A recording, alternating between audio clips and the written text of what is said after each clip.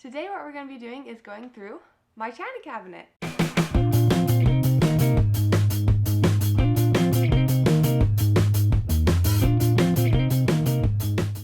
This china cabinet was given to me from my grandma, who got it from my great-grandma.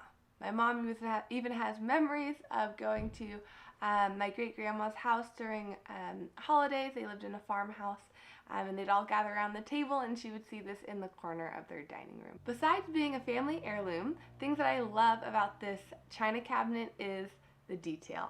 There's so many beautiful little aspects of creativity and beauty within this. One in particular I love is right here. So around this open area, there's this beautiful scallop detail that almost just frames whatever you put in there. During the holiday, we'll typically take this stuff out and put in our nativity scene, and it just looks so beautiful. Something else I love about this china cabinet is the fact that it has like closed shelves or doors that you can't see through, and then ones that are see-through. This is nice because then you can store the stuff you want to hide a little bit more down here, a little more messy, and then you can put the things that you love and you want to put on display up here. And then the last thing I love about this china cabinet is on the glass windows there's this beautiful metal latticing going on, and it just gives it such character and just makes it really vintage and unique. So we'll start from the bottom up. So in our bottom drawer down here, what we usually keep are, on the top shelf we keep board games, things like that, because I think of this china cabinet as kind of like an entertaining cabinet because we only really go to it and use it when people come over. And so we have our games on the top shelf, and then on the bottom shelf I have more tablescaping stuff, like the different tablecloths I have, some extra candles, some oil for these new candles I got, and more. On this middle shelf, I just have a couple things on display. I try not to keep it too cluttered because it does collect dust more because it's open to the air. But we have the flowers that I got the first time Blake ever gave me flowers, and it's kind of just worked out perfectly because they ended up being dried flowers, so I was able to preserve them well.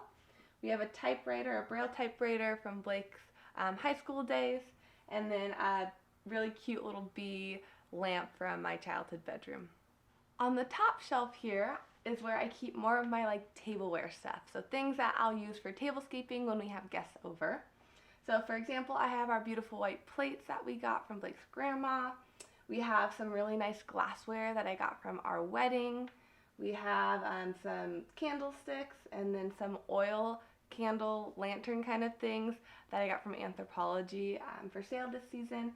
And then lastly, I have two old kind of crystal serving bowls that I got from my grandma on my dad's side. I love having a china cabinet because it's kind of a nice, minimal but beautiful way to keep all of your tableware, all of your hosting stuff in one spot. The thing that I really like about ours is it's not huge. It just takes up exactly the amount of space that we'd need it to.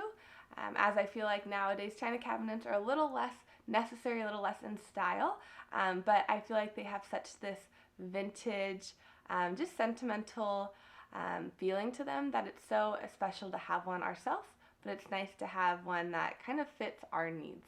Thank you for watching Homemaking Made Cuter, and I hope that you enjoyed this video.